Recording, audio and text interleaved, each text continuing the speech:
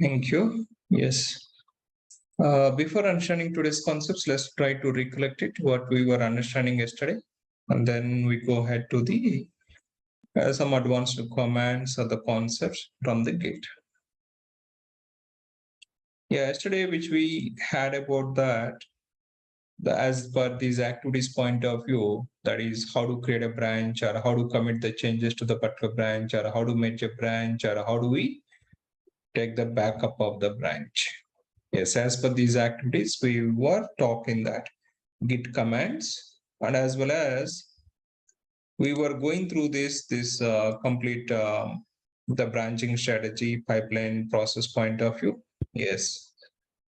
So how to create a branches and how to commit to the particular branch. Yes, how to start the feature branches and how to commit to the feature branch or parallelly to the development branch. And once the feature branch is ready, so the feature branch, how do we merge it to the development branch? And that development branch is how do we use it as a release? And during the release, if you have that any bug fixes, is how to fix it, how to commit to this release branch. And once the release is confirmed and if it is okay, then how do we take this release branch and merging to the master branch and as well as back to the development branch. Yeah, so this is the overall process which we are understanding that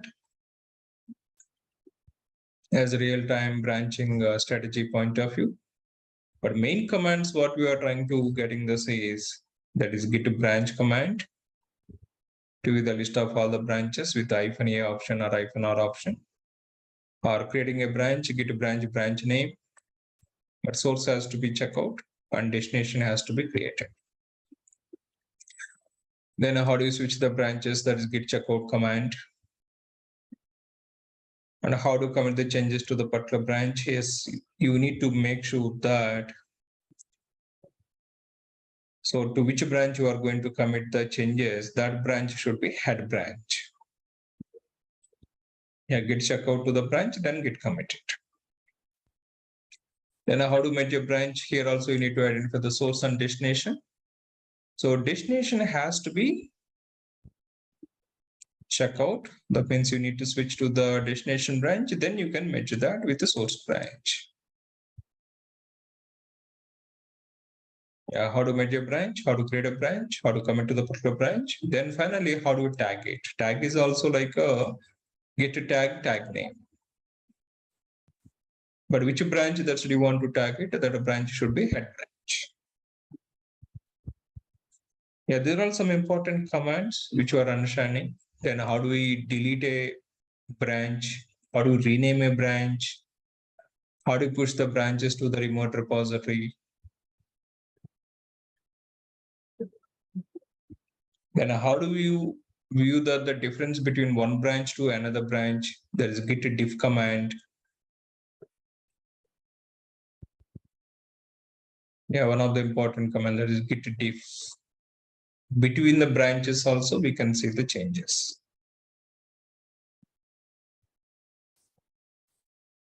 Yeah, there are all the commands that we are understanding. Branching activities and branching commands. And I have completed this assignment. No, sir.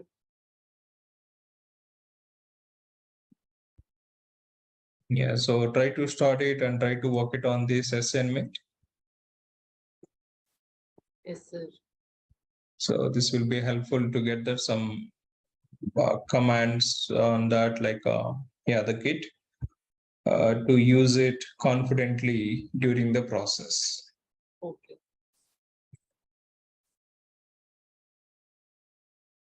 And solution also has been given. So just go ahead and work with that.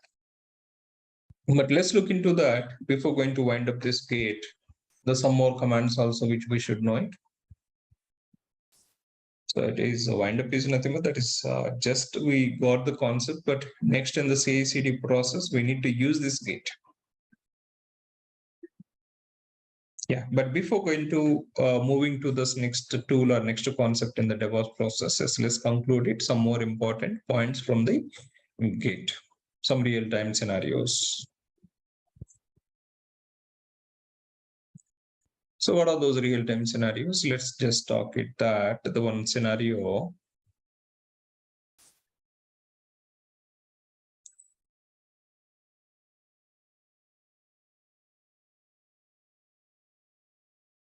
So far we have done, if you recollect about it, yes, Git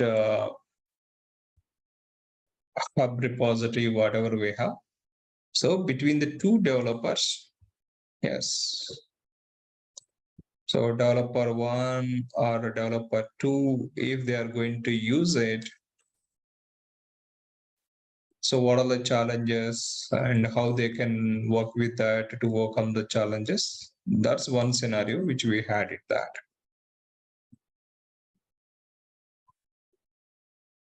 So GitHub. So that is developer 1 workspace and developer 2 workspace. Any developer before starting, they need to get the complete code, that is clone it. Next time onwards, they can modify it and they can push the changes, or other developer, they can pull the changes. So this is the process we are understanding. But during that process, sometimes there's conflicts which will be raised. Yes, whenever the conflicts have been raised, pull the code. Then use the Git merge tool to identify that where the conflicts have been raised and open this in the diff tool and resolve the conflicts and recommit back to the remote repository. This was one scenario which we are understanding. But another scenario, whenever we are working with that remote repository is, suppose I'm the DevOps engineer.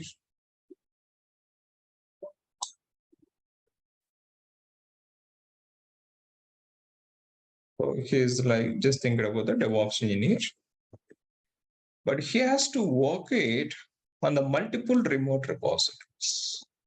The reverse case, before we were talking that one remote, multiple developers, but here one developer, where he has to manage the repository with the different remote repositories.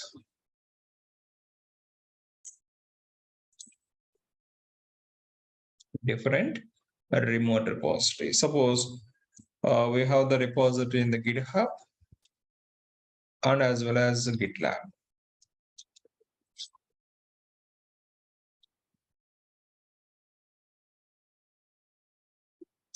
So you are the DevOps engineer and you need to, we know it like how to get the code from the GitHub. Okay, you have cloned it and you are working with the GitHub.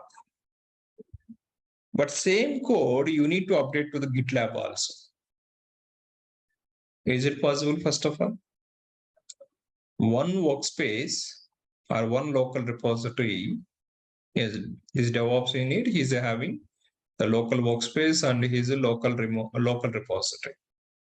But the same local repository, you need to map into that two remote repositories. Is it possible or not?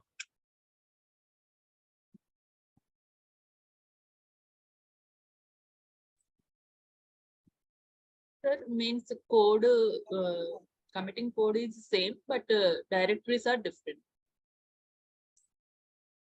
No, code is the same, but it has to be updated to the two remote repositories.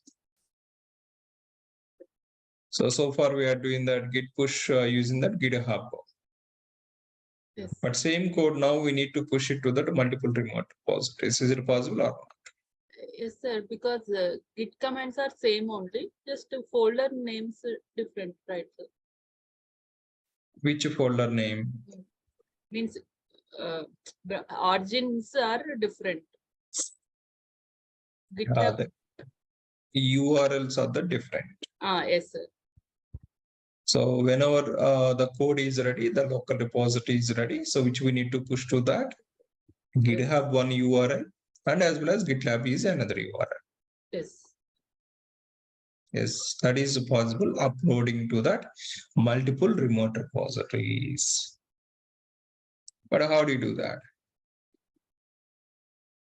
Yeah, so let's look into that scenario. So sometimes yes, there is a possibility of it, the local repository updating to the remote repositories, multiple remote repositories, you need to work with that. So yesterday we were talking about it, multiple branches. So one remote repository working with the multiple branches. But today we are talking about it, one repository mapping to the multiple remote repositories. So how do you do that? That activity is, yeah, if you go back to that about our repository,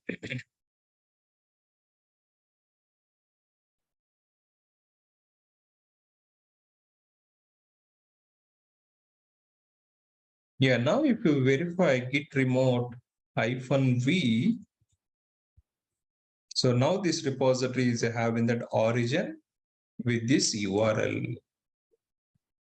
So which URL is this? GitHub, and this is account ID, and this is the repository name. In this repository, whenever you are pushing yes, git push origin, to which branch that do you want to push it? Do you want to push it to that like master or feature or development or release? That's we are defining that in the command. That is git push origin. Origin is the what is the like reference here? So this is the URL reference. And then once it is connected to this repository, we are specifying the directory name. Directory name is a branch name.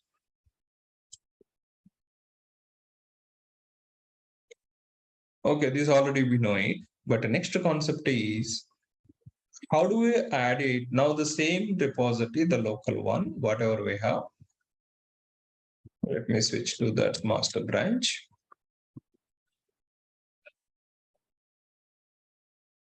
So this master branch code, we need to upload to that another repository as master or whatever the branch that is, but yes. Now we need to upload to the GitLab also. How do you do that? First of all, let's go to the GitLab and we create a repository over there. Yeah, if you open that GitLab, gitlab.com, this is the official site. And if it is account is not yet created, yes, you can create account.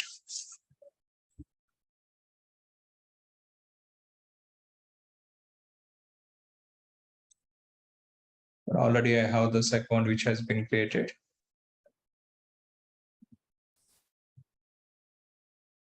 The same process in the GitHub, how we are creating this repository, the same way you can sign up here. Yeah, you can register either using that Google ID or GitHub ID, you can use it. So you can sign up to this GitLab. So I have already account, I'm going to use it. That account ID with the password. Now let me create one repository. Yes, I'm going to create one. Here we say that's the project repository, the same. Yeah, I'm going to create a blank project.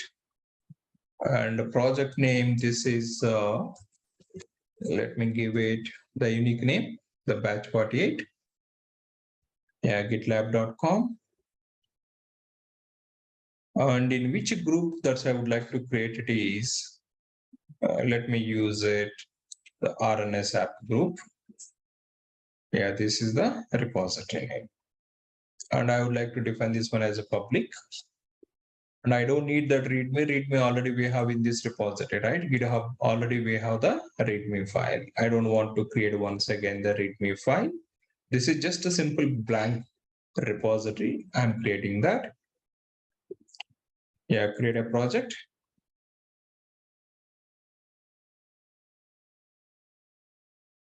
Yeah, so now this is the project which we have created. But we don't have any code here. But the code is already there. In our the developer system, we have the code.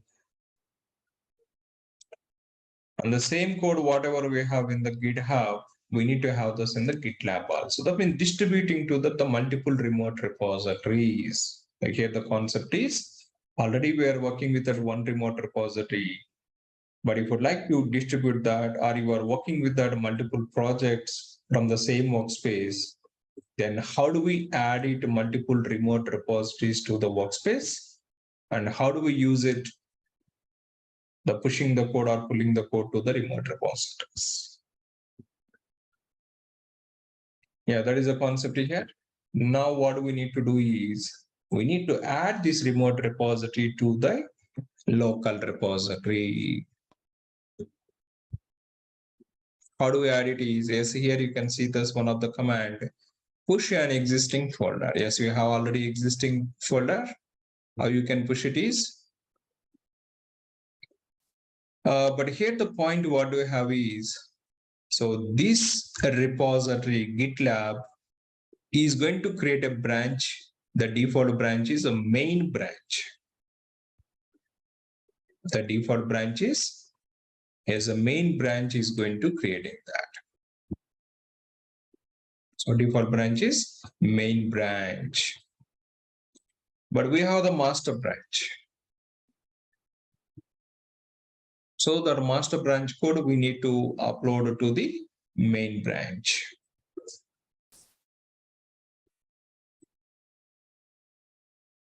Yeah, what we can do this is, we can take this Git, first add this remote repository, but how do we add that remote repository is Git remote add.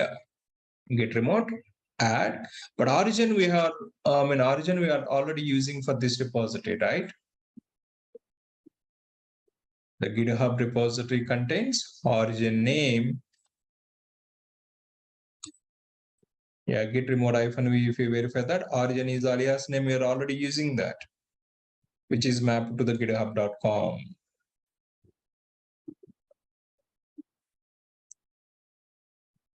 But GitLab, how do we define this is, let me define this remote repository adding here, git remote add. We are adding that one more repository. But what is the remote repository name? I would like to give this is, I don't want to give that origin already use it for the GitHub. Let me give that GitLab. So whenever I'm going to push the files to the GitHub, I need to use the origin name. And whenever I'm planning to push the code to the GitLab, I need to use the origin name as GitLab. Yeah, git remote add and alias name of that. And now let's take this remote repository, the URL. So if you go to the clone section of this, then copy this link.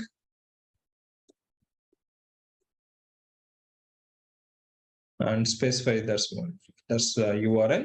Yeah. Now if I run this,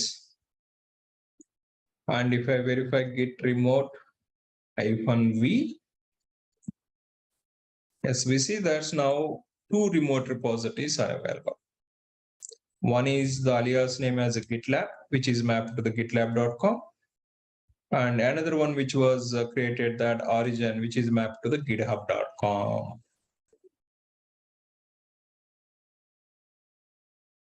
Now we have added the remote repository GitLab also to the local workspace. Now, if you go to this configuration properties, git config -list. Yeah, remote URL, one is origin URL, and the second one is GitLab URL.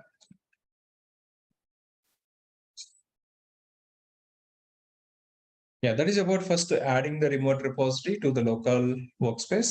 Then how you can push this now. This repository code to the GitLab is git push. Normally we use it origin instead of origin. Now we need to go for GitLab. Yes, GitLab. And which branch that do you want to push it? Yes, local, I have the master branch. And this master branch code, I would like to push it to that main branch. Default main branch in the GitLab is main. How to map into the local to the remote? So local is a master branch and the remote is main branch. but we are pushing to the remote repository is nothing but it is going to prompt for the authentication. So it is saying that you are not allowed to push the code to this project. So unable to access the requested URL returned with error code 403. 403 is a forbidden, access denied. So what we need to use it is here. I need to specify that in this URL itself, the authentication information, because already I have the GitHub keys, token keys that is getting used for the GitHub. The same token key is trying to use the GitLab and it is getting failed. So how do we define this URL is? Yeah, now let me show that example. So if you're going to, now we need to define the URL with the authentication information. That's username and password. But it is not prompting for the password. That means GitLab is taking that already default tokens. So how do we define that the URL in this context is? Let me give that example of this.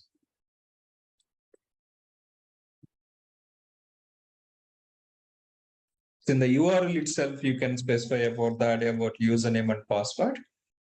So what is my account ID? Venkat09 doc. So this is the account ID of the GitLab, colon. And here you need to enter the password. I'm not entering that my password here, but just I would like to show that. So how do we define the authentication information in the URL itself? Yeah, so this is the approach which we need to use it. So if it is already only one account, that's fine. But here we are managing the multiple accounts. But this account has to use it, this username and password. GitHub is already defined with the token keys that is already connecting that, no issues. But GitLab is trying to getting failure because username is not authenticated, username and password. But how do we give that? Whenever we are registering this Git remote repository URL itself with that username and password, also you can define that in the URL. So this is the syntax of this URL.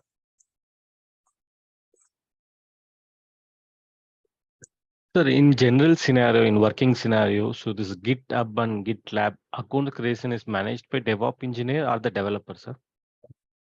That is, I mean, which we need to manage that, but branches that is created by the development team.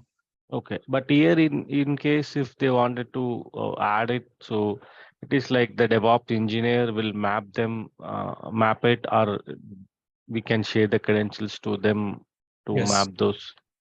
Yes. Suppose any developer joined to the project, then the creating that account and giving the permission, the creating that account, maybe yes, that is required. He has to do that, but adding that the collaborators, managing the collaborators, so that is which we need to take care of it. That is giving the permissions who can do that, commit operations, who are not doing that commit operation. That is the collaborator section. That's we take care of it. Okay. And we can define any like account privileges, like yes, only read option. You can have execute overwrite option. Yeah, that is, we have those in the GitHub, right? If you go to and check it about it, I was showing this in collaborator section. Yeah, correct. Okay. Yeah, if you remember the settings section, this one normally I shown that at the particular project. If you go to the project level settings, yeah, collaborators. So here,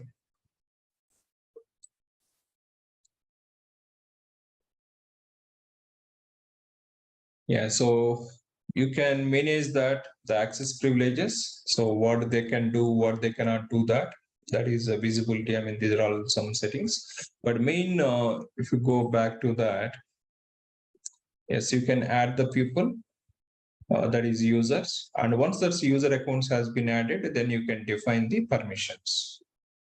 Okay. What they can do, what they cannot do that.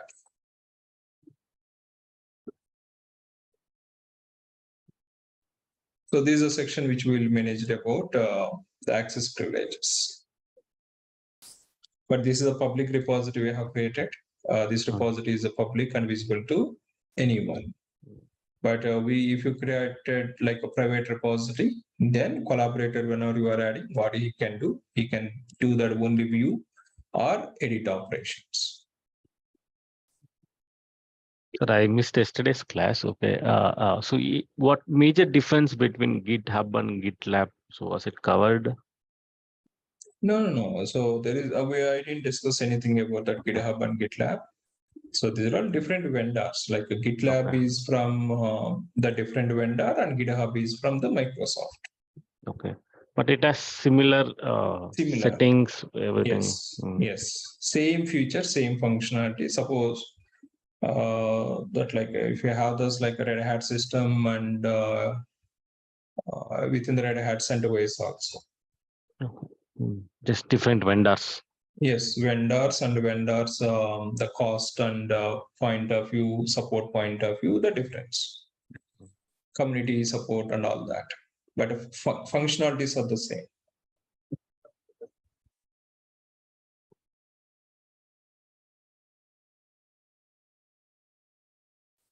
Thank you, even you can use it at like a Bitbucket.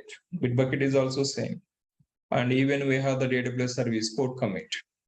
That is also same. So, but different clients, they use the different, the vendors related, the remote repositories. But which one they are using, that is their architects will decide about it. But about our side, the DevOps engineers point of view, the same concept. There are all the vendors and vendor differences and support point of view, cost point of view. So just refer that or explore it. GitHub pricing model and GitLab pricing model. So GitHub mostly, which we see that's in the market, but say some security and some features point of view, GitLab is having some additional features compared with that. That is in the process of the CI/CD pipelines. Also, you can manage it with the GitLab. So GitLab pipelines is available. So there's some additional features are available, but maximum all are the same.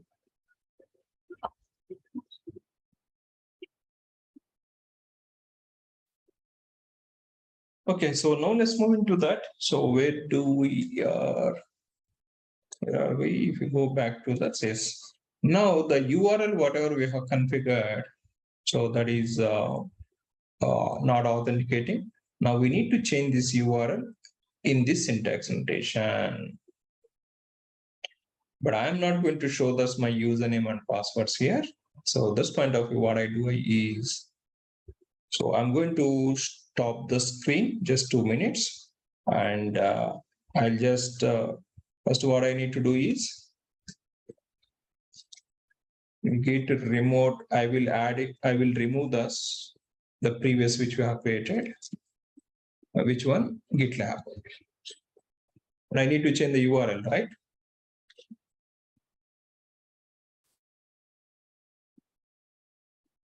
Yeah, now we have this GitHub boundary. Now I need to define the URL like this in this format with my username and password.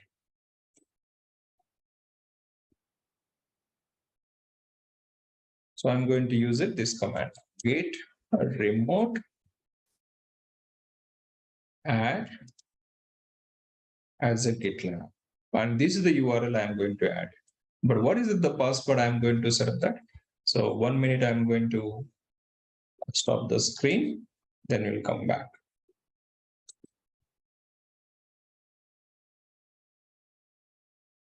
I'm just changing the password, that's all.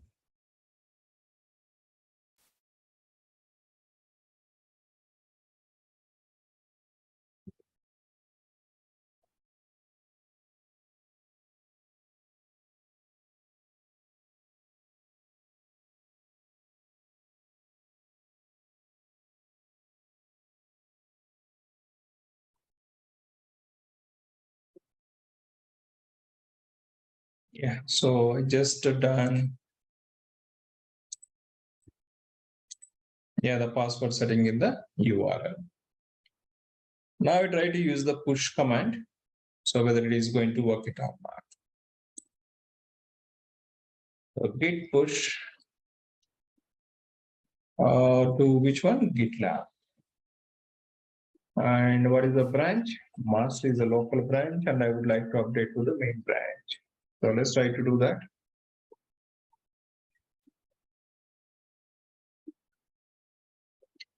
Yes, it is connected now. I just changed that. That's my password. Remaining syntax is the same, whatever I mentioned that. In your account, you can use it about your account ID and about your password. Whenever you are working about our local system, that is secure, right? Anyway.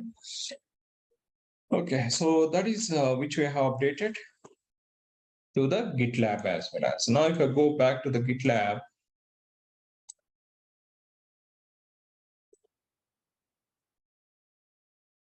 and if I refresh this repository, I see this, what are the files we have in the GitHub, in the code. Yeah, same files now I have this in the GitLab also. Yeah, so these are all committed 1 day ago, 23 hours ago, 5 days ago. So you see this, like what are the state we have? The same state that's got it to the GitLab. GitLab or GitHub, these are all, I mean, whenever we talk with these remote repositories, so these remote repository, they're all just synchronizing, right? About our local repository synchronizing to remote repository. Yeah, day before section, we are talking about it, multiple developers working with that single repository. But today, one developer working with multiple remote repositories. How do we add it? Multiple remote repositories. And whenever you are pushing that to the remote repository, yesterday we are using the branch names, different branch names to push it. But today we are using that origin names. So this is defined with origin and GitLab is defined the GitLab. Are you clear about this? How to map into this one workspace to the multiple remote repositories?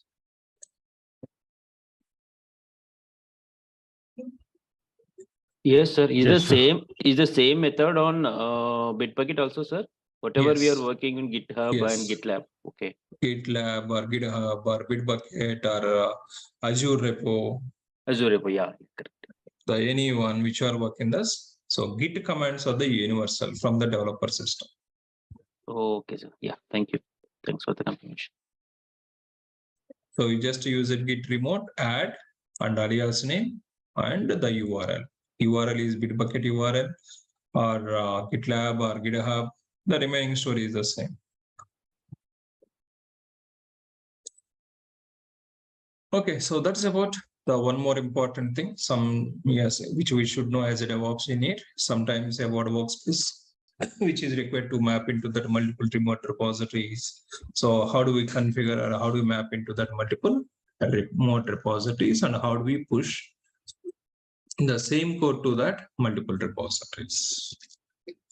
Yeah, even if you have those multiple branches also, yes, some branches in one remote repository, some branches in another repository. Yes, infrastructure code we are managing in the different branches and application code we are managing this in the different branches in the different repositories. Yes, you can handle that. Yeah, so this is one concept which we should know it as a DevOps engineer. Then next one more activity which we should know this is, yeah, now let me talk it that on the local workspace point of view. Yeah, now I would like to remove this. The GitLab, I don't need that, it's just for the practice.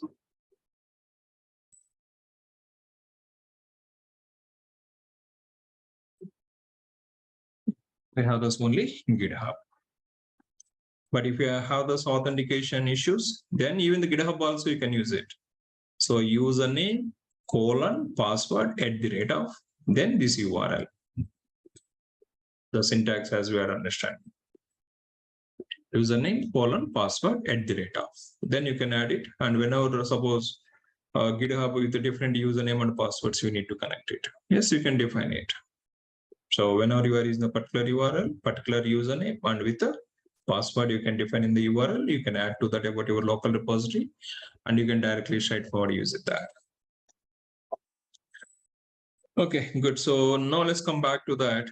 Some local workspace related points to understand it. So let me create some dummy files. Yeah, this is about our workspace. I'm going to create some test files, test1.txt, test2.txt, test3.txt, test4.txt. Yeah, initially, as I'm the developer, I thought it to use it all these files. So I'm planning, yes, I'm going to use it all these test files, and I need to commit it and I need to push it. Initially, I thought it, but after doing some implementation, I need to use it only these two files, test1 and 2, but 3 and 4 files no more required. In my workspace, 3 and 4 files no more required. Initially, we'll create so many files, but end of the day, all the files we don't commit it or we don't use it from the workspace.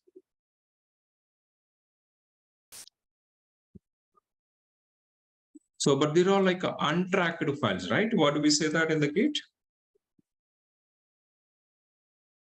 So they always say that untracked files. Yes, you have created in your workspace, you have these files, but Git doesn't know about these files. They always say that untracked files. But these untracked files, okay, you need it, these two files. What are the files that is required? What do you need to do? You need to stage it. Git add test1 and test2. So I have done some implementation in these two files. These two files are required to commit it. Okay, stage it. Now, if you verify the status, 2 files are ready to commit it, and 2 files are in the untrack.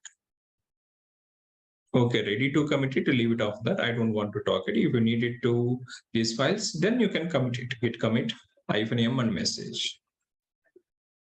But these untracked files, I need to clean up that. I don't want these files. Then normally, how do we do that? How to clean up this? So we go Yes, for this. Sharma. Yeah, how do delete it? rm-ef and file names, right? Linux commands. Yeah, yes, of course. So from the workspace, if I don't need that, yeah, I mean that file you have created and you don't want that is nothing, you will delete it. rm-ef. But here some 10 files it is showing that untracked files, and those are all in the different subdirectories. But going to that each directory and deleting the file, that is required. You can do that, but that requires some additional effort. So how do you identify untracked files which are no more required? And how do we clean up those files is Git is helping. You can use it Git clean -n first to know that untracked files which can be deleted. Yes, now it is showing that you can remove this test3 and test4 files. So git clean -n. N is going to list the files which we can remove it. But if this file is required, then what you need to do, you need to stage it, git add it on the file. But now you have confirmed these two files are no more required. Then use it git clean -f. That is deleting that untracked files from the workspace. This is the workspace cleanup. Now, if I verify the Git status, yeah, all the untracked files that have been cleaned up. I don't need to go to that one by one file and applying that rm-f. Because here we have created in the single directory, but if you go to the project, you will be having so many subdirectories. In those subdirectories, so many files. But once you got the clarity about it, yes, these untracked files are no more required. You need to clean up that. But how do you clean up that? The files is you don't need to use it rm-f and finding that each and every file path and specifying that. So instead of that, use these two commands, that is git clean -n, that is listing that all the untracked files, and make sure that so the files which are no more required, if the file is required, then add it, that is stage it. Yes, now these two files are in the staging area, test1, test2. So if you need it, you can commit it. But how you can clean up this is git clean -f. This is one more important command whenever you are working in the workspaces. We'll create so many files, but if you don't want some files, yes, you can use it. Cleaning those files, cleaning the workspaces especially is very important. Yeah, this is one more scenario, the cleaning that untracked files from the workspaces. Is it clear?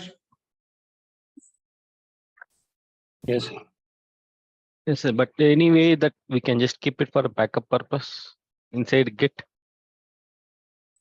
Or if we want that, we have to maintain it our local system. Yeah, that is, I'm coming to that. One more important scenario, I'm coming to that point.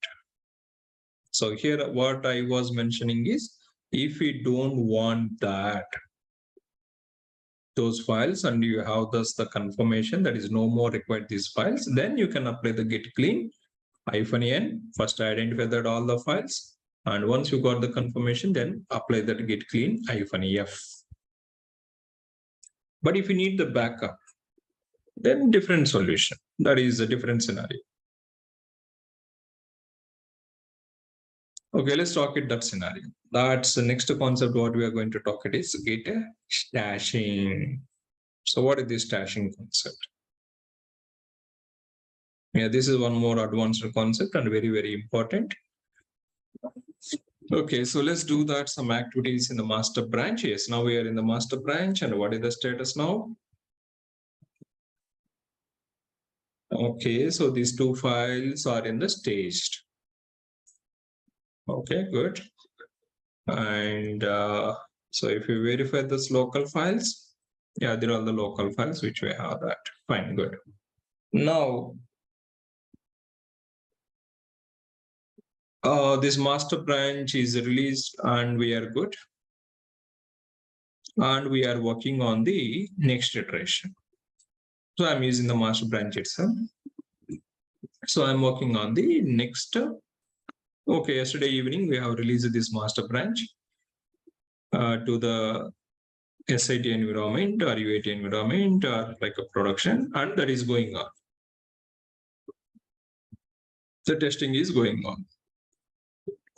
But as a developer, you don't wait it, right? Until completing those test cases and completion and confirmation, we don't wait it. So today morning you come to the office is nothing but you have started the next task, which is planned in the sprint.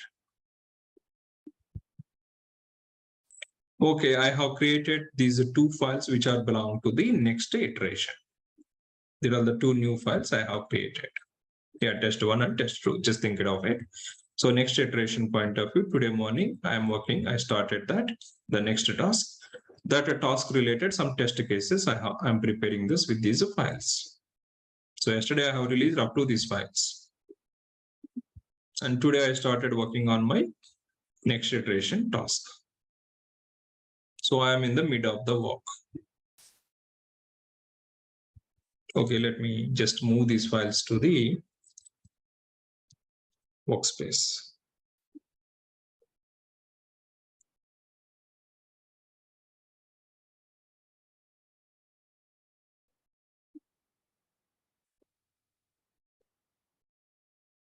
I'm just bringing back to the workspace these two files.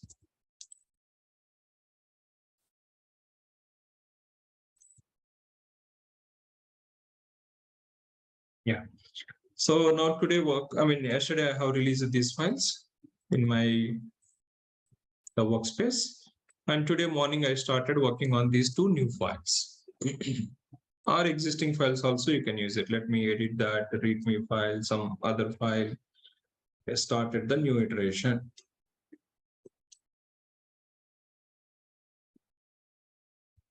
the new task. Here readme file also you have modified, and the 2 new files you have created for the next iteration which are required. So this is the current status. 2 new files and 1 modified file. But now I'm in the middle of the work. Suddenly, in the UAT environment, testing team, they found some issue, which is a showstopper, and they are not able to continue this for the testing. What I need to do is that change is that issue is belong to that some Jenkins file related issue, a Docker file related issue, whatever it is, some issue which was found it during the testing. But what is the scenario of my workspace? Now I have started the next task. I'm in the middle of the work. My workspace in the middle of the work, right? But suddenly what has happened? In the UAT environment, some issue has been identified, and we need to take the high priority tasks, and we need to fix it, and we need to release that code to the remote repository. But what is that fix is? That fix is belong to that Docker file. Okay, let me add it some content. I stopped my task activity and I'm working on the fix now. Okay, I'm working on the Docker file that's to fix that some issue. Okay, I'm just adding some content. This is fix for VAT and so on, so ticket numbers.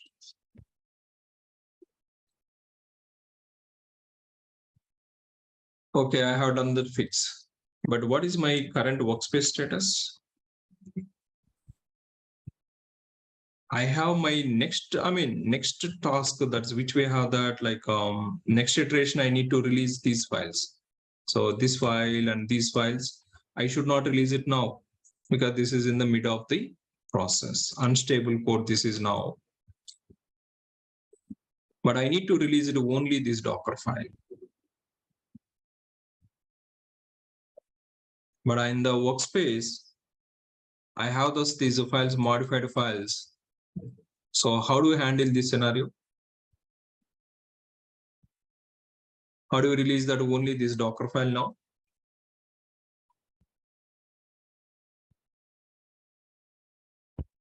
You have some files which are belong to that next release, but you have some high priority related the files which are required to release it immediately. But you are in the middle of the work. Then how do we handle this situation? Just adding only that particular file to staging and push it. Okay, good. Yeah, only the Docker file. Now we need to stage it and we need to push it. So only this file we need to do that. Okay, that is one solution. But here already what is the status I'm having is, so I have those, the files which are already added. Let me show that test1, test2, and the readme file also. So already these files are in the some mid of the process, and they're all also in the staging area. Now, if I added this one and if I do the staging, then all these files also will be committed. Then in this context, what you do that? Yes, this context, your solution is good. Okay, first add this file and stage it and commit it and push it. Good. Then in this scenario, what you are going to do? Directly commit the Docker file without staging? No, you cannot do it, right? First, you need to stage it.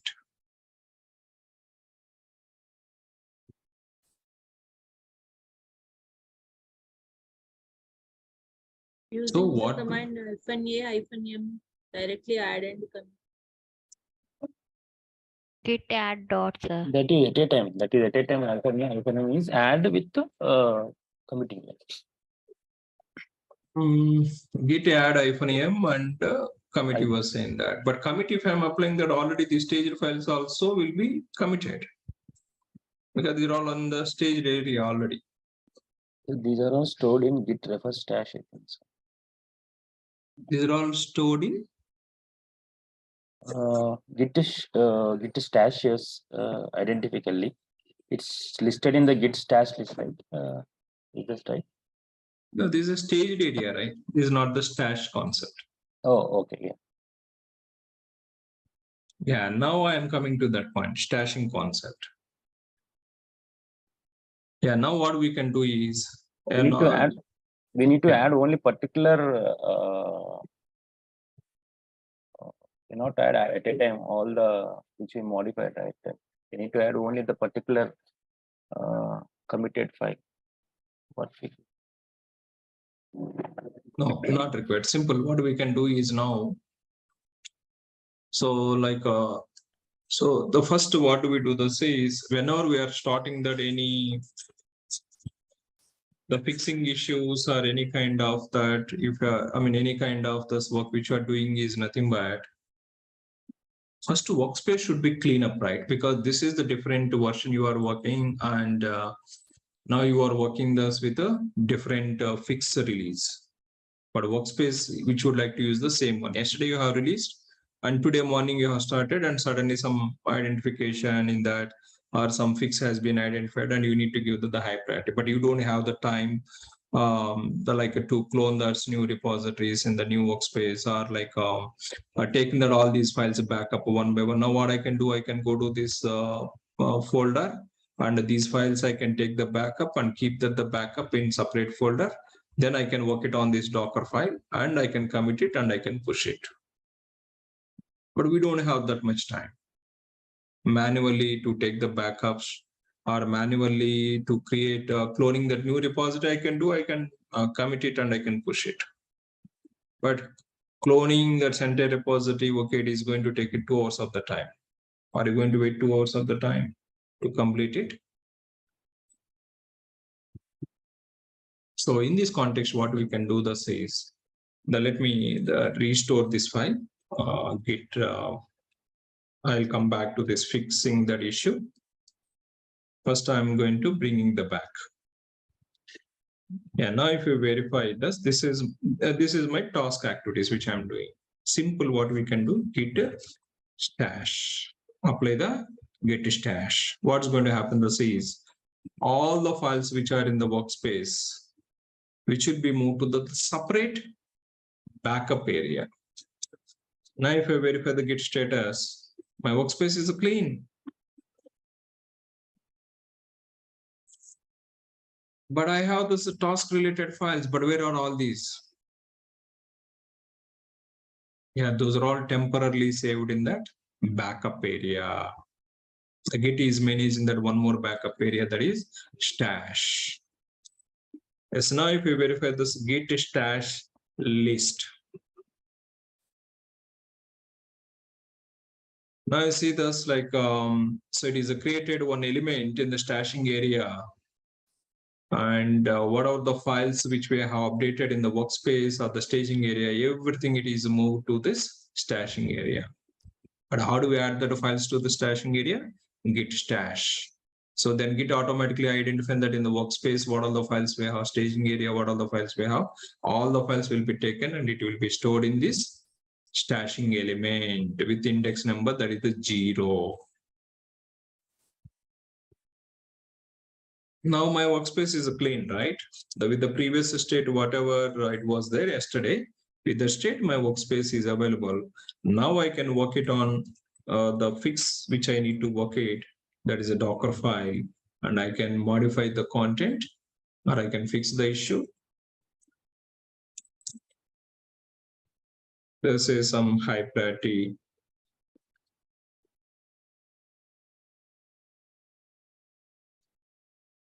The task. Yes, fix the issue, then Git add it, and Git push it.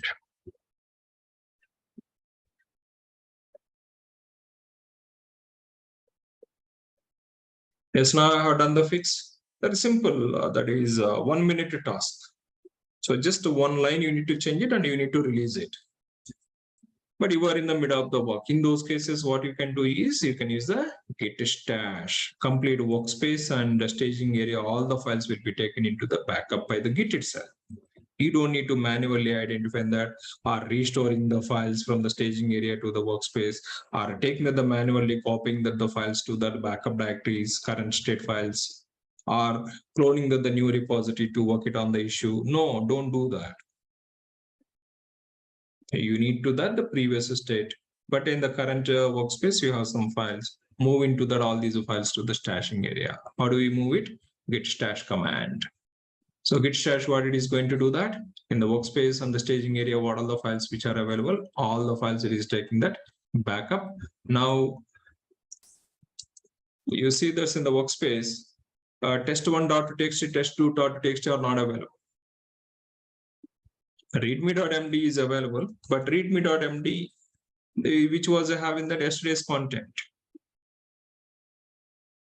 is a complete previous state, right?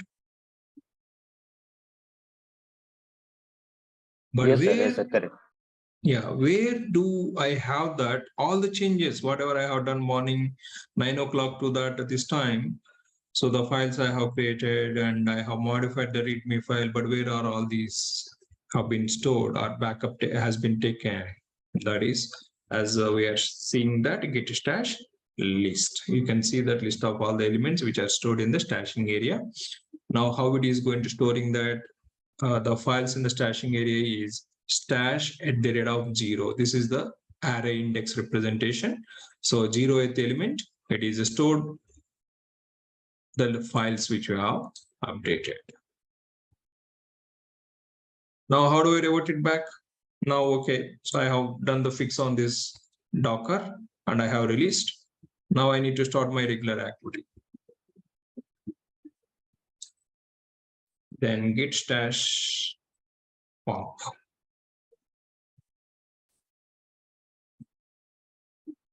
Yeah, so git stash pop, that is going to helping that to retrieve that all the files from the git stashing area. Before, yes, the Docker file also modified file is there. Actually, this has to be restored. We didn't check out it. That's why it is there. Yeah, now you see this. Yes, these two files and modified the readme.md, everything which we got it back to the workspace. Even the Docker file, whatever we were modifying, that is also has been taken into the stashing area.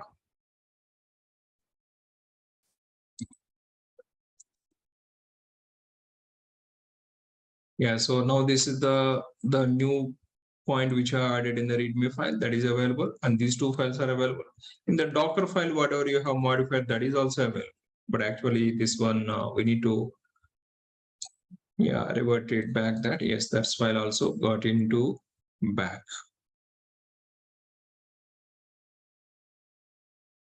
Are you clear about the stashing concept?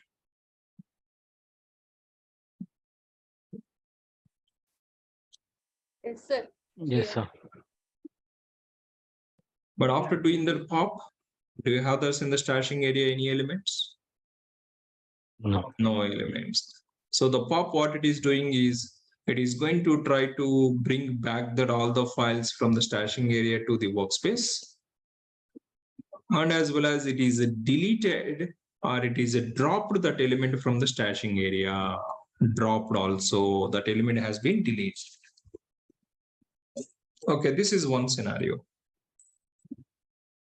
But let me show that with the stashing itself, one more scenario. Are you clear about the stashing commands? Total 3 commands which you understand. How do we add Yes, the sir. files to the stashing area? So whenever you would like to clean up about your workspace with the current workspace files or the staged files, just apply the git stash. So it is going to take it all the files and moving to the stashing area. Then you will get that about your workspace is a clean. Then you can continue with that like high priority work which you need to complete it. Yes, do the work, commit it, push it, and finish the task. Then come back and relax mode. Yes, get back all the files from the stashing area Then how to get back all the stashing area files? Git stash pop. Yes, this is going to bring that 0th index number, what all the element we have in the stashing area. That 0th index element, what all the files you have stored, those files you can revert it back to the workspace and you can continue about your work. But how to view that list of all the elements in the stashing area? That is git stash list. Yeah, there are the 3 commands, simple commands. Can we have multiple stashing areas or it is one? That is, I'm coming to that. So I just mentioned about the 0th index number.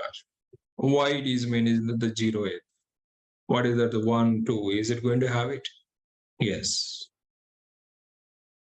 Suppose now my workspace, there are all the files which I'm having. I would like to clean up my workspace. Yes, just run it git stash. So git status, if you verify it, yes, my working tree is clean and everything it is moved to that git stashing area at the 0th index number. I mean, at the rate of the 0th, at the rate of index number, that is 0. But okay, let me do the some more files creating. That is a touch test3.txt and test4.txt. I'm going to create 2 more new files. But at least one time you need to stage it. Let me stage. If I verify the git status, these 2 files are the untracked files. Untracked files, you cannot stash it. You cannot stash it. So you need to at least, Git should know that at least one time the file. But these 2 files just were created in the workspace. Git doesn't have any reference of these files. So let's add it, these 2 files to the staging area. Now, if I do the status, 2 files are in the staged area. Now, these files also, I need to clean up from my workspace. Can I do that now? Now I need to clean up. Already we have added. Yeah, now already we have added some files to the stashing area. But these new files also, which I have created, I would like to save it in the stashing area. Then you can use it. Git stash once again.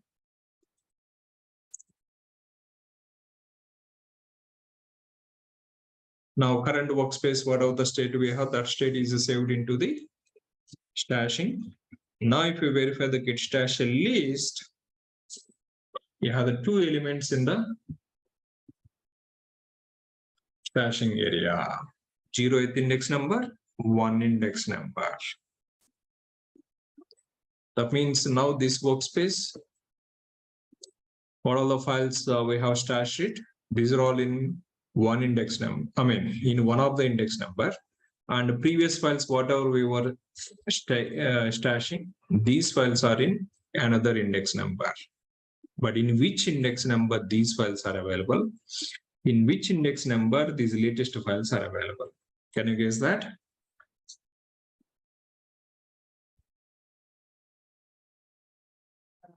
In 0 index number, previous test3, previous Docker with Docker test 1 and 2, and index 1, latest one. Okay, these 2 files are in that 1 index number. Yes.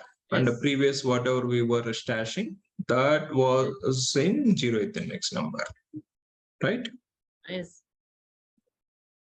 But that is a reverse case is going to work it here. Yeah, normally if you think it like a first one is the 0, second one is okay, the 1. No. Stashing, how it is going to do that is latest stashing element that is at 0th index number, and the previous one it is moving or shifting to that next index number, that is sequence 1. And if I do that some more files to the stashing area, then the latest files at the 0, previous files at 1, previous files that was at 1, 2. Here, can we list what is there in the stash? You have listed it, right? 0, 1, we can specify and see what files are inside that. No, we cannot do like that directly. So if you need it, so git stash we have that apply command. Apply. And what is the index number I would like to apply it? Stash at the rate of, there's index number 0 if I apply it. Now if I verify the status, okay, before this, let me show the status about the workspace.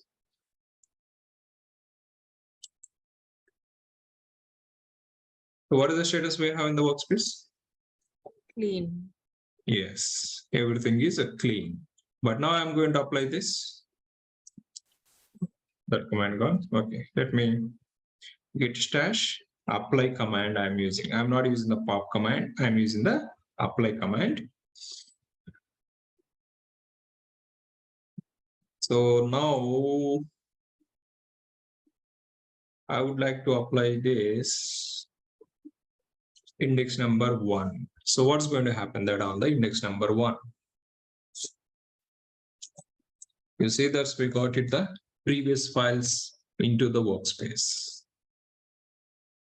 So oldest file at the highest index number you will be having that. That is a stashing approach. Oldest file. I mean oldest stashing. That was like this was the oldest one, right? That is available at the highest index number. That is 1. Now if you see this in the status, yes, we got it all the files, and now you can continue about your work. So here the apply command, whatever we are talking that, this is going to helping that to retrieve the files on the particular index number. But pop is going to work it on which index number? Latest. 0 latest. 0. 0. That is going to work it on the 0 index number. But if you have the specific index number to retrieve the files or to work with the files, then you need to use the apply command stash at the rate of the index number. But you cannot see directly that in the which index number what all the files are available. So that is I don't see option. Maybe you can explore it. But yes, so on the base of like a process point of view, if you try to understand that how the stashing is going to work, it is latest commit is at 0 index number and the oldest one is at highest index number. That is actual internal concept of the stashing. Yeah, now we got it. We have applied that on this stash index number. But what is the stash list? What is the status in the list? Still that one is available or is it deleted? One is still available, but we have retrieved all the files to the workspace. Yes, in my workspace, I got the files. Yes, test1, test2, Docker file, README file, whatever we have modified. Yes, modified files and the new files, we got it. But still the stashing area, it is not deleted or not dropped. This index number. So camera not required, please close that. Sorry. Yeah, so stashing. So here this one is the no more required. Then what we can do this is we can delete it. How do we drop it is git stash drop command. Apply is to retrieve the files. But once you retrieved, and if you would like to clean up the element in the stashing area, then we can use the git stash drop stash at the rate of that index number. Now, if you see the stash list, normally with the pop is enough. But yes, sometimes if you are storing the multiple, then how do we retrieve that? Sir, we can use clean also, right? No. Clean doesn't work it here.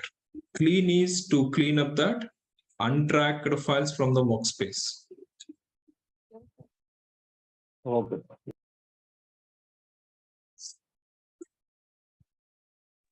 Yes, got it. Okay. Yeah, so git stash drop command to clean up the stashing element. Yeah, now we have this only 0 at the files. I mean, if you would like to apply it and drop it, you don't need to run the 2 commands. Normally apply and drop, those 2 commands which we use it. But if you have the 0 at the index number directly, which you can use it, git stash. What is the command? Pop. That is applying and as well as dropping that element. Both it is doing. But pop is going to work it only on the 0th index number. But if you have the specific index number to get the files and to drop it, yes, you need to apply it and you need to drop it. As now we got it, 2 new files also to the workspace, 3 and 4 also to the workspace we got it. Now, if you verify the git stash list,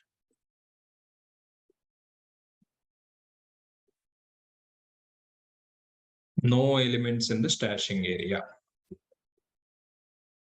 Yeah, so mostly which will work with the pop is more enough. That is 0th index number is more enough. That is git stash, then git stash list, git stash pop.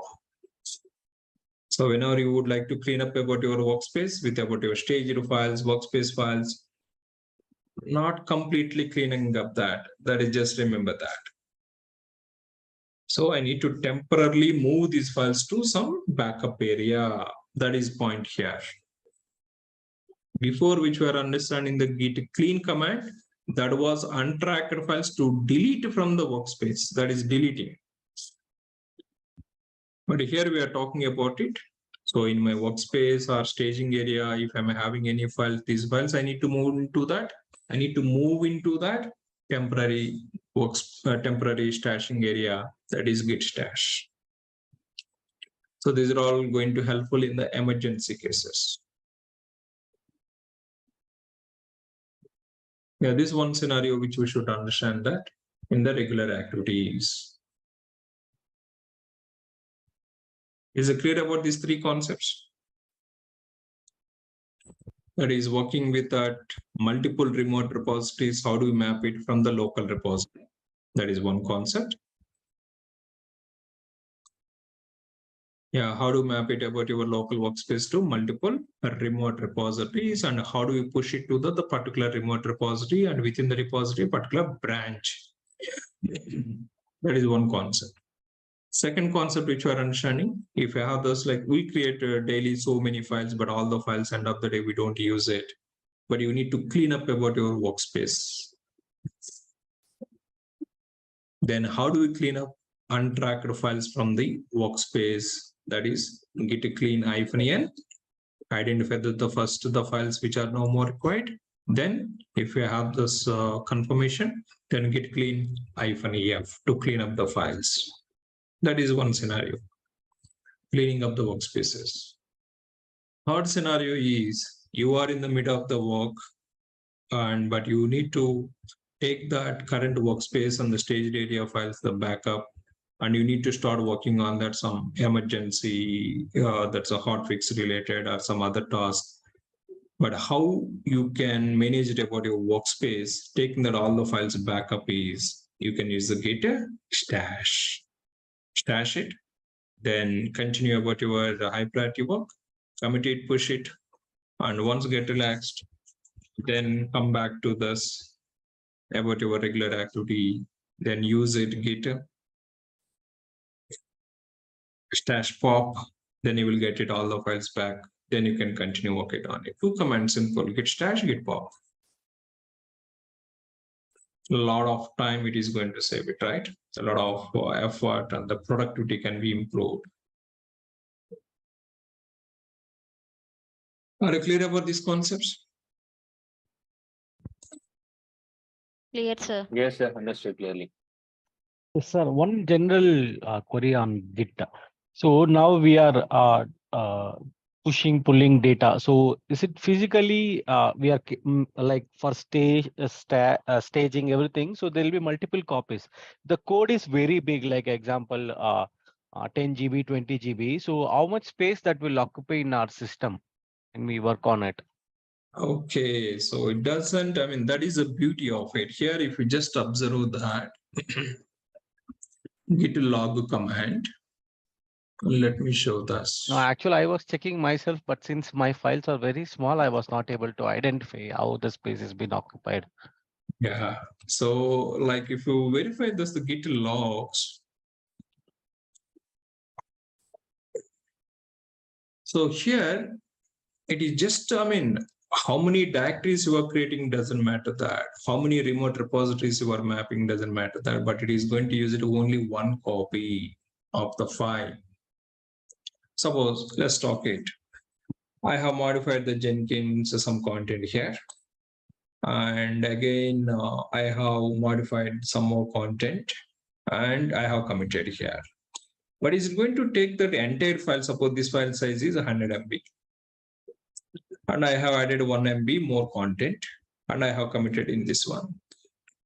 Now, is it going to take the backup of 101 MB or is it going to take the latest change which are done, the size which is having the 1 MB? So what is that it is going to have it in the next commit? Is it 101 MB as it taking that backup in this commit or is it only 1 MB?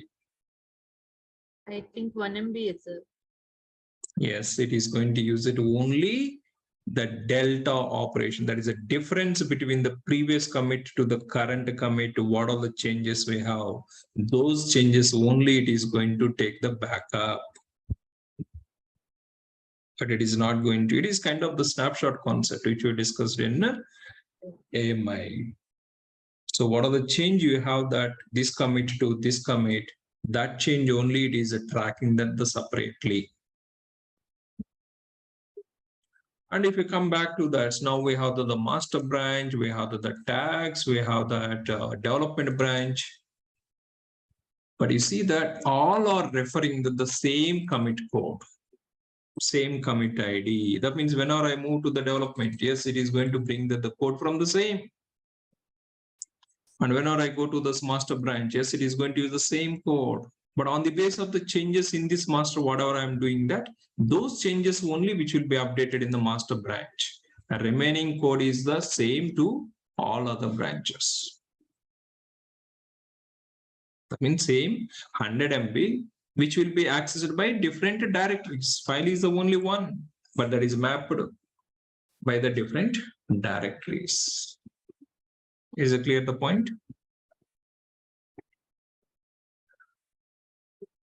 Yes, Suppose artifact, you have the some Jenkins file is this one, but this Jenkins file you have implemented first in the development branch. So first in the development branch you have implemented.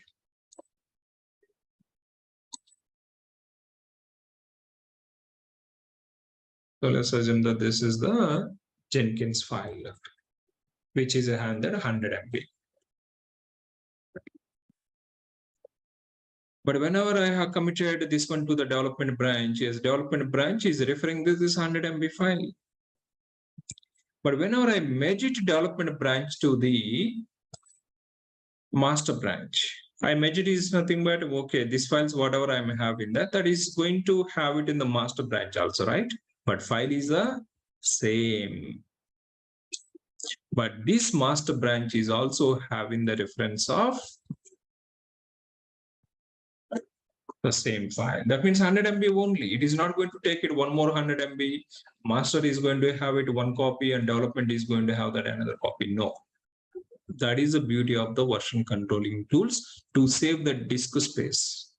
Normally in our context, if I have the two directories, development one directory and the master is another directory, if I would like to take the backup, first Jenkins file in the development and take that, copy it, that 100 MB file to the master directory also. That means here 100 MB, here 100 MB, 200 MB.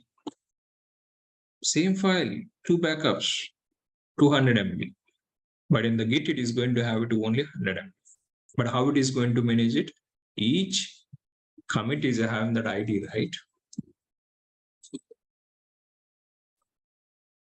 ID is the same, which is getting referred by this directory and this directory.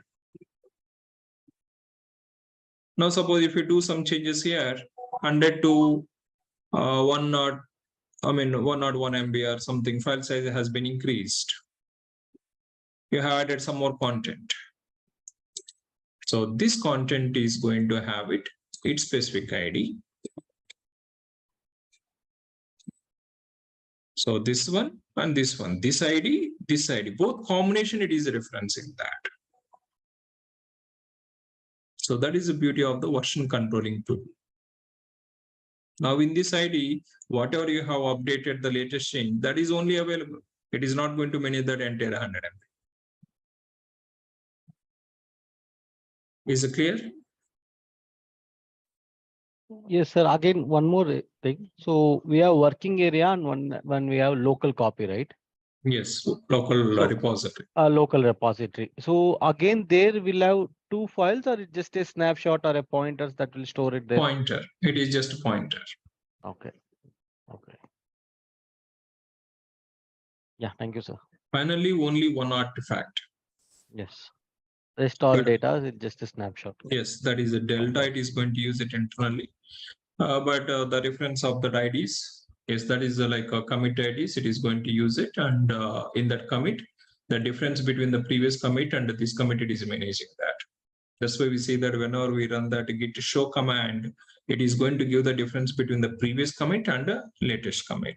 Only latest commit, whatever you have done, that's you will be having in that commit ID. That is kind of the pointers.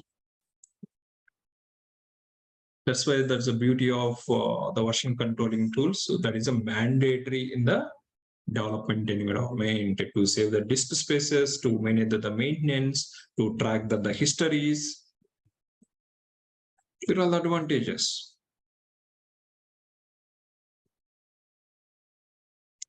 Is it clear now? The Git concepts and commands. Yes, sir. Good. Yeah, good. So that's all for today. And we'll start tomorrow about infrastructure as a code model. We need to move it. Now, why we have discussed this Git is, yes, next what of the code which we are going to work it, all this code which will manage it in the repository. So the Terraform scripts or the Ansible scripts or project related, the source code, if you are going to work with that. And Docker files, Kubernetes files. Yes, any files which we are talking is nothing but that file. We don't keep it in the local system. The file which will be managed in the repository. That is among the development team to distribute it, or during the release to distribute it to the different servers on the base of the environments. We use the version controlling tools, or we use that artifact repository. Artifact repository, I will come back. That is another one. But yes, tomorrow onwards, we are going to work it on the coding side with the shell scripting, Terraform scripts, Ansible scripts. But all these files, we need to manage it in the, or we need to store it in the version controlling tool, that is GitHub, which we use. Yeah, so that's about understanding that version controlling tool for the DevOps unit. These concepts are the important. And yeah, we started tomorrow, the infrastructure as a code. Yeah, any queries, questions, please let me know before going to wind up today. So we are good for today. Yes, sir. All Correct. good as of now. Okay, good. Thank you. Yeah, so refer this lab guide. That is to get the exposure on this Git stashing concepts. Yeah, advanced commands if you go to that.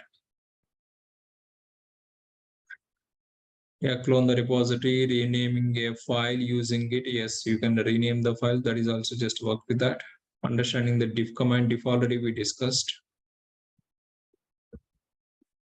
And cleaning untracked files from the workspace. That is a git clean -n and git clean -f. And stashing concepts with one element. Yes, like add some dummy files and stage it. Then stash it. Where is the stash command? Yes. Before that, just like replicated the environment, Git Stash, and observe the workspace files and those changes, and verify the stashing area elements, Git Stash list. Then again do some changes, add the files, then commit it and push it as a high priority work. Now the priority is pom.xml file has to be pushed before to the next files. Yes. Yeah, push it and next come back to the workspace and Git Stash pop. Yeah, Git stashing concepts for, with the multiple elements. Yeah, that is a 0 with index number, 1 index number. So clearly it is given that all the commands. So just work with that, these commands. Yeah, so that's about GitLab guides, and try to complete this assignment as well as we are trying to understand this yesterday's diagram point of view. The diagram try to replicate the scenario with all these commands. Then you will get that confidence on the Git commands. Yeah, thank you. That's all from my side for today. We'll meet tomorrow. And first we'll talk about it CLI approach. Yes, AWS CLI. Then we start infrastructure as a code. Yeah, thank you. Thank you. Yeah, thank you, sir. Thank you, everyone.